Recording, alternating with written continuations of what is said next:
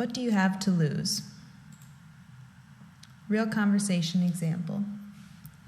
How are your applications coming? Pretty good. I've applied to all the Big Ten schools and a few private ones here in state. What about you? Yeah, same. But I'm thinking about applying to a few Ivies since I got that huge scholarship.